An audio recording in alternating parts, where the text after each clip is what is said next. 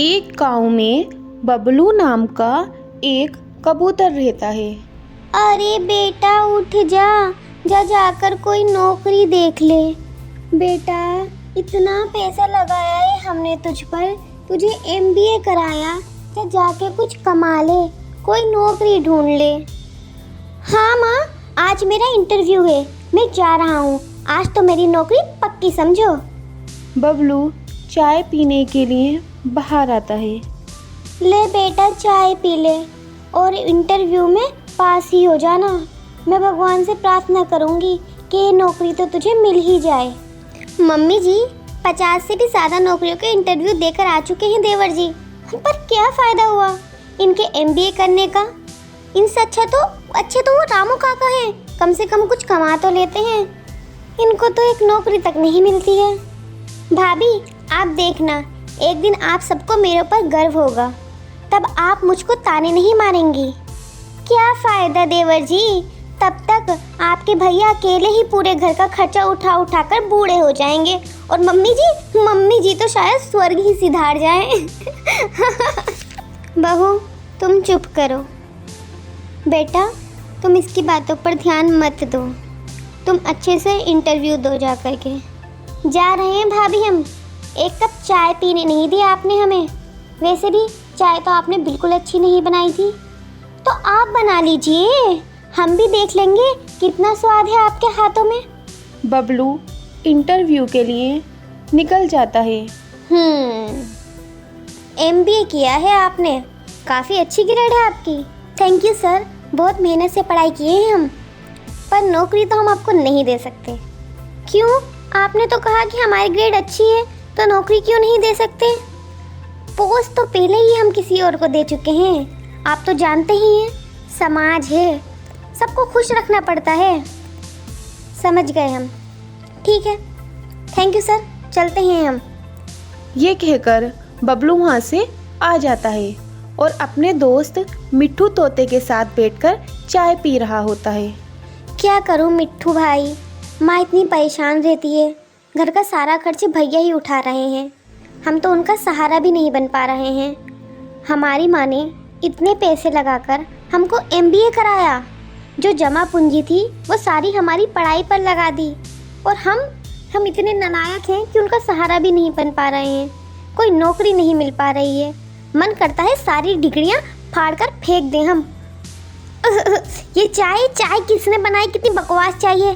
अरे छोटू, क्या बकवास चाय बनाई है, एकदम बकवास चाय है। भैया तो आप ही ले लो, सुपर चाय बना लेना, हमारी तो आपको बकवास ही लगेगी। ओ बेटा बहुत टेस्टी चाय बनाते हैं हम, पी ली ना एक बार तो मांगोगे 100 बार। हा। तो एक काम कीजिए भैया, आ जाइए आप भी चाय बेचना शुरू कर दीजिए हमारे साथ, एमबीए चाय वाला। हा। देखा मिट्टू भैया, अब ये चाय वाला भी हमारी मजाक बना रहा है। कैसे दिन आ गए हैं हमारे, इतना पढ़ लिख कर भी लोग हमारी मजाक बना रहे हैं। बबलू भैया वैसे कह तो सही रहा है, ये खोल लो ना चाय की दुकान। अरे क्या पगलाए गए हो क्या, माँ को पता लगा ना तो कहेंगी इसी दिन के लिए तुम्हें एमबीए कराए थे, इसीलिए इतना पैसा लगाया था तुम्हारे ऊपर। तो लगा लो नाम के आगे एमबीए चाय वाला। तो अब तुम हमसे चाय बिकवाओगे? इतना पढ़ लिख करके हम चाय का ठेला लगाएं, चाय सोचते ही दुख होता है हमको। अरे भैया काम में क्या शर्म, अपना काम, अपना नाम, अपनी दुकान। जब मिले कोई अच्छी नौकरी तो बंद कर दो दुकान, कम से कम पैसों की समस्या तो खत्म हो जाएगी, अपने घर के खर्चे में हाथ तो बटा पाओगे आप। कह तो सही रहे हो, चलो सोचते हैं इस बारे में। ये कहकर बबलू अपने घर आ जाता है। क्या हुआ बेटा, कैसा रहा इंटरव्यू, नौकरी मिली ना तुझे? माँ वो नौकरी तो नहीं मिली हमको। हमने तो पहले ही कहा था मम्मी जी, इनको तो नौकरी अगले जन्म में ही मिलेगी। भाभी आप चुप रहिए, हमने सोच लिया है माँ, अब हम अपना काम शुरू करेंगे, अपनी दुकान, अपना काम, अपनी दुकान खोलेंगे चाय की, एमबीए चाय वाला बबलू। जब चाय ही बेचनी थी देवर जी, तो काहे इतनी पढ़ाई की है आपने? वो तो आप बिना पढ़े भी खोल सकते थे। MBA चाय वाला बबलू। भाभी, आप चाय को इतने हल्के में मत लीजिए। भारतीयों की पहली पसंद चाय है। असम की ज़्यादातर जीविका चाय से ही चलती है। और तो और हमारे प्रधानमंत्री जी ने भी चाय ही बेची है। हाँ हाँ, तो आपको लगता है चाय बेचकर आप प्रधानमंत्री बनने वाले हैं? बहू चुप रहो। बेटा सोच लो, समाज क्या कहेगा, इतने पढ़ लिख कर चाय बेच रहे हो। माँ, हमने सोच लिया है, हम किसी की नौकरी नहीं करेंगे और ना ही अब नौकरी मांगेंगे और ना ही कहीं इंटरव्यू देकर आएंगे। अब हम अपना काम शुरू करेंगे, अपने मालिक खुद बनेंगे। MBA चाय वाला। ठीक है बबलू, जैसा तुमको सही लगे तुम वैसा करो। देखते हैं हम भी देवर जी, कितने तीर मारेंगे आप। अगले दिन बबलू चाय की दुकान खोल लेता है और चाय बेचने लगता है। चाय चाय 10 रुपए में एकदम कड़क चाय। 10 रुपए की चाय, सर्दी गायब हो जाए। अब आ गई है जान पर, चाय पियेंगे MBA वाले की दुकान पर। अब आ गई है जान पर, चाय पियेंगे MBA वाले की दुकान पर। हाँ भैया, एक चाय लगा दो मलाई मार के। जी जी भैया, लीजिए आपकी चाय। भैया, चाय तो आपने एकदम बढ़िया बनाई है। पूरा दिन चाय बेचने पर भी बबलू की बहुत कम चाय बिकती है। बबलू घर आता है। क्यों देवर जी, क्या हुआ? हमको तो लगा था आप प्रधानमंत्री बनकर ही घर लौटेंगे। बबलू कुछ नहीं कहता और अगले दिन फिर से वह दुकान पर चला जाता है। देखते ही देखते बहुत सारे ग्राहक उसकी दुकान पर आ जाते हैं। धीरे धीरे उसका काम बहुत अच्छा चलने लगता है। कुछ दिन बाद वह चाय की दुकान से एक रेस्टोरेंट खोल लेता है। वह एक नया घर खरीदता है और अपने परिवार को लेकर उस घर में चला जाता है। क्यों भाभी, अब कमा रहे हैं ना हम। माँ, तुम खुश तो हो ना? अब तो आपको कोई परेशानी नहीं है। देवर जी, हमें माफ़ कर दीजिए। भाभी, कभी भी किसी को कम नहीं आंकना चाहिए। वक्त सबका ख़राब होता है, लेकिन मेहनत से वक्त बदला जा सकता है। फिर बबलू अपने परिवार के साथ खुशी खुशी रहने लगता है।